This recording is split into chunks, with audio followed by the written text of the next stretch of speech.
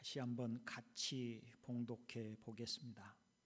요한복음 3장 16절부터 18절의 말씀입니다. 하나님이 세상을 이처럼 사랑하사 독생자를 주셨으니 이는 그를 믿는 자마다 멸망하지 않고 영생을 얻게 하려 하심이라. 하나님이 그 아들을 세상에 보내신 것은 세상을 심판하려 하심이 아니요 그로 말미암아 세상이 구원을 받게 하려 하심이라. 그를 믿는 자는 심판을 받지 아니하는 것이요 믿지 아니하는 자는 하나님의 독생자의 이름을 믿지 아니하므로 벌써 심판을 받은 것이니라. 아멘. 잠시 기도합니다. 하나님, 우리 아버지, 이제 우리가 우리 하나님 아버지 앞에 앉아서 하시는 말씀을 듣고자 하오니 우리에게 말씀해 주시옵소서. 하나님의 거룩하시고 존귀하신 말씀이 우리를 교훈하시며 하나님의 자녀된 우리에게 말씀하여 주옵시기를 원합니다. 주 예수님의 이름으로 기도드리옵나이다. 아멘. 하나님의 사랑은 우리가 생각하는 것보다 훨씬 더 크고 놀랍습니다. 주님께서 탕자의 비유를 통해서 하나님의 사랑이 무엇인가를 가르쳐 주셨습니다. 한 아버지에게 두 아들이 있었는데 그 중에 둘째 아들이 아버지에게 자신에게 돌아올 분깃, 즉 유산을 미리 달라고 요구를 합니다. 당시 중동 지역 사회에서 유산을 미리 달라고 하는 것은 아직 아버지가 살아있음에도 불구하고 유산을 달라고 하는 것은 아버지를 죽은 사람 취급하는 것이라고 하여서 있을 수 없는 일로 여겼다고 합니다. 더구나 둘째 아들이 바라는 것은 아버지의 품을 벗어나 방탕하게 살고 싶은 마음 때문이었습니다. 그런데 그와 같은 둘째 아들의 요구, 들어줄 수 없는 터무니없는 요구임에도 불구하고 아버지는 거절하지 않고 그 아들의 요구를 들어줍니다. 어쩔 수 없어서도 아니고 또 그럴 만한 이유가 있었던 것도 아닙니다. 그냥 아버지는 아들의 요구를 대가 없이 승낙하시고 유산을 나누어 줍니다. 아버지의 유산을 받아서 부유하게 된 둘째 아들은 아버지의 눈을 벗어나고 싶어 먼 나라로 떠나게 되고 그리고 거기에서 가지고 간 재산을 허랑방탕하게 탕진을 합니다. 나중에는 그 땅에 가뭄이 들고 먹을 것이 없어서 돼지를 사육하는 사람에게 가서 돼지를 사육하는 일을 하면서 먹을 것을 구하였습니다. 특별히 이스라엘 사회에서 하나님께서는 돼지를 부정한 짐승으로 말씀을 하셨기 때문에 돼지를 치는 일을 하였다라고 하는 것은 그가 사람이 할 수 없는 가장 천한 일을 하였다는 의미가 됩니다. 그렇게 낮아질 대로 낮아졌고 가장 비참한 형편이 되었음에도 불구하고 여전히 배가 고픈 둘째 아들은 자기 아버지를 생각합니다. 그리고 아버지의 집으로 돌아갈 생각을 하게 되지요. 이때 아들은 자신의 잘못을 회개하고 그러므로 자신이 회개함으로 아버지께 돌아가고자 한 것은 아니었습니다. 그가 돌아갈 생각을 하게 된 이유는 배고픔 때문이었습니다. 아들은 이렇게 말을 합니다. 내 아버지에게는 양식이 풍족한 품꾼이 얼마나 많은가. 나는 여기서 주려 죽는구나 라고 합니다. 정말 자신이 잘못한 일에 대하여 회개하는 마음이었다면 사람은 그렇게 말하지 않을 것입니다. 자신의 잘못을 말하고 그러므로 내가 이런 형편이 되었다고 그렇게 자책할 수 있을지라도 자신이 왜 아버지를 떠올리게 되었는지에 대하여 단지 배고픔 때문으로 말하지는 않을 거라는 것입니다. 그리고 이 아들은 아버지에게 돌아가서 할 말을 생각하게 됩니다. 누가복음 15장 18절로 19절을 보면 아버지, 내가 하늘과 아버지께 죄를 지었사오니 지금부터는 아버지의 아들이라 일컬음을 감당하지 못하겠나이다. 나를 품꾼의 하나로 보소서라고 합니다. 주님이 하신 이 스토리의, 이 이야기의 맥락을 따라서 보면 이 아들은 매우 간사합니다. 정말 뉘우치고 참으로 자신의 잘못을 알기 때문에 그저 품꾼의 하나로라도 배고픔을 면하게 해달라고 하는 의미가 라기보다는 아버지의 얼굴을 면피하기 위한 그런 생각으로 이런 말을 생각해 낸 것입니다. 그런데 둘째 아들이 아버지의 집으로 돌아가는데 아직 거리가 멀어서 사람을 제대로 알아볼 수 있을 정도가 아닌데도 아버지는 아들을 알아보고 달려옵니다. 그리고 아들을 와락 끌어안고 말을 하지요. 제일 좋은 옷을 내어다가 입히고 손에 가락지를 끼우고 발에 신을 신기라. 그리고 살찐 송아지를 끌어다가 잡으라. 우리가 먹고 즐기자. 이 내 아들은 죽었다가 다시 살아났으며 내가 잃었다가 다시 얻었노라. 당시의 옷은 신분을 상징하는 것이었습니다. 가락지도 마찬가지입니다. 그러니 이 아버지는 돌아온 아들에게 한 번의 꾸지람도 없이 그의 신분을 회복시켜 주었고 그리고 진심으로 아들의 귀환을 반기며 기뻐합니다. 그러니 이런 아버지의 사랑이야말로 제한 없는 사랑이라고 표현할 수 있습니다. 바로 하나님의 사랑을 일컫는 것입니다. 오늘 본문에는 하나님이 세상을 이처럼 사랑하셨다라고 말씀을 합니다. 하나님께서 믿는 신자인 우리들에게만이 아니라 온 세상의 모든 사람을 사랑하셨다고 하시는 말씀입니다.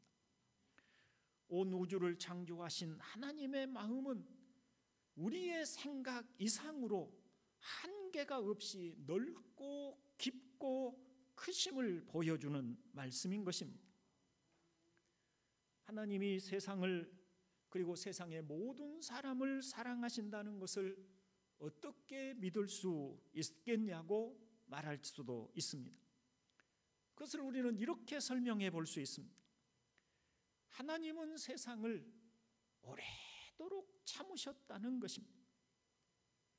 인간의 죄악은 어떻게 해볼 도리가 없을 만큼 크고 악랄합니다. 인간의 죄악이 가장 현대화되어서 나타나는 그것을 바로 전쟁으로 말해 볼 수가 있는데요. 이 지구상에 전쟁이 그쳐볼 날이 거의 없었다는 그 한 가지 사실만 보아도 우리 인간의 죄가 얼마나 크고 많은지를 알 수 있습니다. 거룩하신 하나님의 성품을 따라서 보면 이와 같은 인간의 죄에 대해서 하나님은 당연히 참으실 필요가 없으시고 심판을 하셔야만 합니다. 그러나 하나님은 오래도록 참으셨습니다. 그리고 이런 세상을 향해서 상상할 수 없는 놀라운 사랑을 주셨습니다. 바로 하나님이 사랑하시는 유일하신 아들 예수 그리스도를 이 땅에 보내주신 것입니다. 이는 그를 믿는 자마다 멸망하지 않고 영생을 얻게 하려 하심이라고 말씀을 하셨고요. 또 하나님이 그 아들을 세상에 보내신 것은 세상을 심판하려 하심이 아니요 그로 말미암아 세상이 구원을 얻게 하려 하심이라고 말씀을 하셔서 하나님께서 세상을 심판하시기를 기뻐하지 않으시고 구원하시는 일을 기뻐하셨음을 말씀해 주고 있습니다. 이런 사실을 요한일서 2장 2절에서 뒷받침합니다. 그는 우리 죄를 위한 화목제물이니 우리만 위할 뿐 아니라 온 세상의 죄를 위하심이라고 말씀을 하십니다.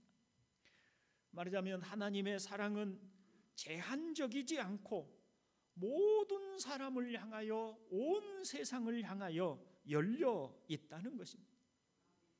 그런 점에서 생각해 보면 성탄절은 그리스도인들만을 위한 날이 아니라 세상의 모든 사람을 위한 날임을 알 수가 있지요.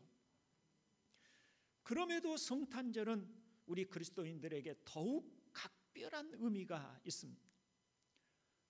왜냐하면 하나님이 세상의 모든 사람이 구원받기를 원하셔서 유일하신 아들을 세상을 위하여 내어주셨고 그 아들로 모든 사람의 죄를 속죄하여 십자가에 죽도록 하셨는데, 그러나 그 효력은 하나님이 보내신 그 아들을 믿는 사람에게만 미치도록 하신 것입니다. 본문 17절을 보시면 이렇게 말씀을 합니다. 하나님이 그 아들을 세상에 보내신 것은 세상을 심판하려 하심이 아니요 그로 말미암아 세상이 구원을 받게 하려 하심이라. 이것은 하나님이 그 아들을 세상에 보내시는 이유, 목적이었습니다. 진심 어린 마음이었습니다. 그러므로 18절 서두에 그를 믿는 자는 심판을 받지 아니하는 것이요 라고 말씀을 합니다. 다시 말하면 하나님께서 세상을 향하여서 보여주실 수 있는 최고의 사랑, 하나님이 주실 수 있는 가장 큰 사랑을 보내주시고 보여주시고, 다만 그 사랑을 받아들이는 사람에게 하나님의 구원의 효력이 미치게 하시겠다라고 하시는 것입니다. 그래서 또 말씀하시기를 믿지 아니하는 자는 하나님의 독생자의 이름을 믿지 아니함으로 벌써 심판을 받은 것이니라고 이어서 18절에서 말씀하신 것이죠. 하나님은 죄인들을 구원하시고자 독생자를 보내셨습니다. 사랑 때문이었습니다. 하나님은 본성이 사랑이신지라 죄를 심판하시기보다는 먼저 구원의 길을 주신 것입니다. 그것도 우리로서는 상상할 수 없는 깊고 크신 사랑이었습니다. 가장 사랑하시는 아들을 속죄 제물로 보내신 것이기 때문입니다. 그러나 이런 하나님의 사랑까지, 이렇게 세상을 사랑하고 구원하시고자 하시는 하나님의 마음까지 짓밟고 그런 하나님의 사랑을 무시하고 거부하며 하나님이 주신 구원의 길을 끝까지 따르지 않는 사람은 그들이 선택하고 거부한 것에 대한 책임을 응당져야 하게 된 것입니다.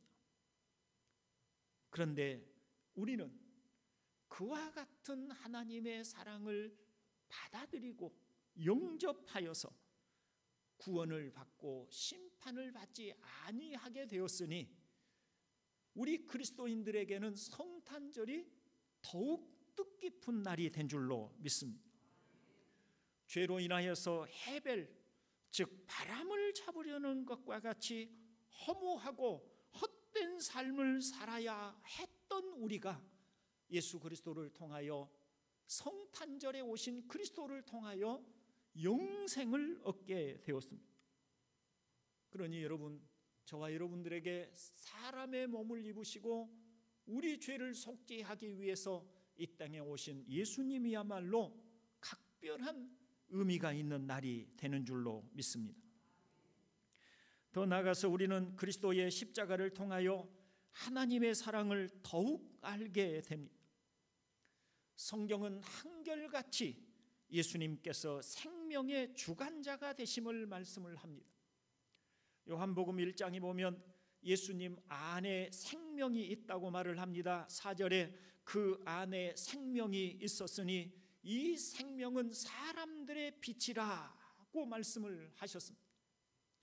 그 안에 생명이 있고 그것이 사람들의 빛인 생명이 있는 이분은 14절에 이르면 독생자, 육신을 입고 오신 독생자라고 말씀을 하고 있지요. 그리고 요한복음 14장에서도 주님께서 직접 내가 곧 길이며 진리며 생명이라고 하셔서 예수님 자신이 곧 생명이심을 말씀을 합니다. 복음서에 따르면 예수님은 죽은 자를 다시 살리시는 능력을 나타내셨습니다. 왜냐하면 예수님께서 바로 생명이신 분이시기 때문에 죽은 자라도 그에게 생명을 다시 부여하여 살게 하시는 분이신 것을 가르쳐 주시는 것입니다. 그렇기 때문에 예수님께서 절대로 겪으실 수 없는 것이 있는데 그것은 바로 죽음입니다. 예수님 자신이 생명인데, 예수님 자신이 생명의 근원이신데 생명이신 분이 죽음을 당한다는 것은 그 자체가 모순이 되는 것이죠. 본질적으로 예수님 자신이 생명이신데 생명이 죽음을 맞이한다는 것은 불가능한 일이 되는 것입니다. 그런데 이 불가능한 일, 있을 수 없는 일이 일어나게 되었습니다. 생명이신 예수님께서 바로 모순적인 죽음을 당하신 것입니다. 그리스도께서 우리를 위하여 자기 목숨을 버리셨다라고 성경이 말씀을 하고 있습니다. 그것도 예수님께서 스스로 자기의 생명을 버리신 것입니다. 요한복음 10장 18절에 보면 이를 내게서 빼앗는 자가 있는 것이 아니라 내가 스스로 버리노라. 나는 버릴 권세도 있고 다시 얻을 권세도 있으니 이 계명은 내 아버지에게서 받았노라 하시니라고 말씀을 하십니다. 예수님께서 은밀한 곳에서 혼자만 스스로 죽음을 당하신 것이 아니라 수많은 사람들이 지켜보는 가운데 가장 비참한 저주받은 모습으로 십자가에 달려 죽으셨고 자기 생명을 버리셨습니다. 왜 그러셨습니까? 요한일서에서는 우리를 위하여 자기 생명을, 목숨을 버리셨다라고 말씀을 합니다. 여기에 예수님의 사랑의 진가가 드러납니다. 예수님은 하나님과 동등됨을 취할 것으로 여기지 않으셨다고 합니다. 이때 동등됨을 취할 것으로 여기다라고 하는 말은 실제적으로 아무런 차이가 없음을 얼마든지 주장할 수 있다는 의미입니다. 말하자면 예수님은 성부 하나님과 아무런 차이가 없는 동등하신 분임을 얼마든지 주장하실 수 있는 분임에도 불구하고 스스로를 낮추셔서 우리와 같은 사람이 되셨다고 합니다. 왜 그러셨습니까? 우리를 위하여 그러셨다라고 말씀을 하시는 것이죠. 그리고 생명이시기 때문에 생명을 잃을 필요도 없고 그럴 수도 없는 분이셨지만 예수님은 우리를 위하여 자신의 생명을 기꺼이 스스로 버리신 분이셨습니다. 자신이 마땅히 주장할 수 있고 또 그럴 권리가 있으신 분이셨지만 자기의 권리를 주장하지 않으시고 우리를 위하여 스스로 버리신 것입니다. 우리를 위하여 가장 소중한 것까지 스스로 내버리는 사랑, 바로 행함과 진실함으로 하는 사랑인 줄로 믿습니다. 오늘날 우리는 편하게 인간관계를 맺으려고 하는 경향이 있지요. 내 스타일이 아니면 굳이 다가가려고 하지 않습니다. 불편을 감수하면서까지 관계를 맺을 필요가 없다고 생각을 하기 때문입니다.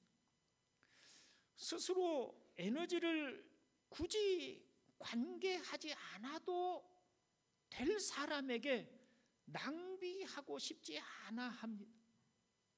그래서 우리가 요즘 흔히 하는 말로 손절한다라고 하는 표현을 많이 쓰지요. 손절이라는 말은 손을 탈탈 털어버린다는 뜻으로 쓰이는 것 같은데요, 굳이 애써 손을 잡고 굳은 얼굴로 인사를 하고 그런 관계를 이어가려고 하지 않고 손을 냉정하게 털어버리는 것입니다. 잡은 손을 놓아버리고 단절시켜버립니다. 내 자신의 감정을 소비하고 싶지 않은 것입니다. 내 자신을 소비하고 싶지 않은 것입니다. 그래서 편한 사람들, 나에게 유익이 되는 사람들, 내 마음에 맞는 사람들하고만 관계를 하려고 하는 것이 오늘날 우리들의 모습입니다. 그런데 예수님은 그렇게 하지 않으셨습니다. 예수님에게 우리는 사랑스러운 존재는 아니었습니다. 성경은 표현하기를 원수였다고 표현을 합니다. 골로새서 1장 21절에 보면 전에 악한 행실로 멀리 떠나 마음으로 원수가 되었던 너희라고 표현을 하고 있습니다. 하나님이 싫어하고 미워하는, 하나님께서 도무지 가까이 할 수 없는 죄로 말미암아서 악한 행실을 하면서 살아가고 있던 사람들이 우리였습니다. 안아주고 싶고 가까이 하고 싶고 어떻게 하든지 구원하고 싶고 어떻게 하든지 위로와 따뜻한 사랑을 주고 싶은 사람이 아니라 너무나 죄로 더럽혀지고 악하였고 우리의 하는 행위 하나하나가 더러운 냄새 나는 것들이었고 하나님에게 있어서 구역질 나는 그런 모습들로 우리들이 살아가고 있었다는 것입니다. 우리 마음 안에는 더러운 것들로 가득 찼고 그래서 음탕함과 음란함과 더러운 것들과 악한 생각들이 가득하였습니다. 거룩하신 하나님, 아무런 죄와 흠도 없으신 하나님께서 보실 때에 도무지 가까이 할 수 없는 너무나 더러운 모습들이었습니다. 그런데 그런 우리가 구원을 받지 않는다고 하여서 하나님께 어떤 손해가 된다거나 하나님이 또 무엇이 부족하여서 굳이 우리를 구원하셔서 하나님의 부족한 것을 채우셔야 할 그런 이유도 없으셨던 것입니다.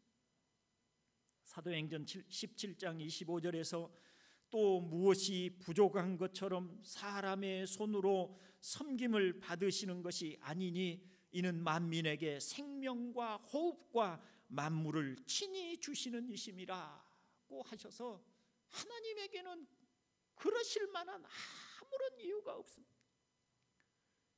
그럼에도 하나님은 유일하신 아들을 원수처럼 하나님과 도무지 상극으로 있는 우리를 위하여 그 아들을 보내주셨고 아들 되신 예수님은 사람의 몸으로 태어나실 때 자기를 주장하실 이유가 충분히 있음에도 불구하고 자기를 주장하지 않으시고 우리와 같은 사람의 몸으로 낮아지셔서 태어나셨고 그리고 생명이셔서 자신의 생명을 잃을 죽음을 당할 어떤 이유가 없음에도 불구하고 기꺼이 자신의 생명을 내어 주셨습니다.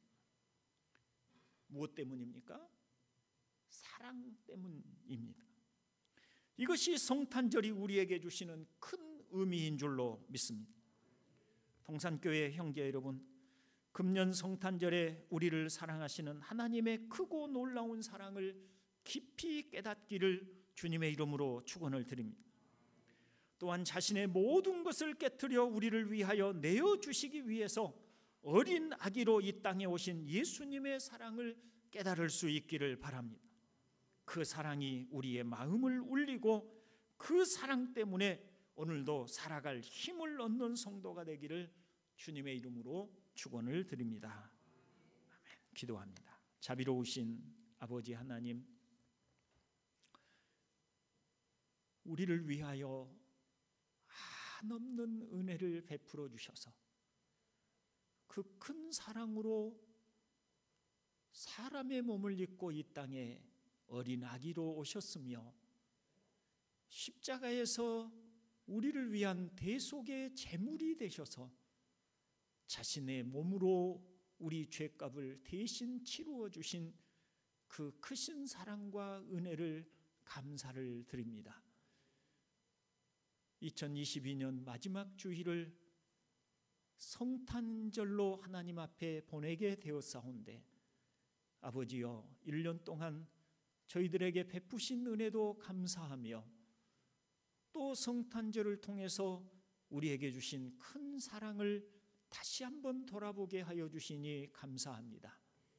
하나님의 이 사랑을 믿고 새로운 한 해를 시작하기 원하오니 저희 동산교회 모든 형제들에게 은혜를 더해 주시옵소서. 우리 구주 예수 그리스도의 이름으로 기도드리옵나이다.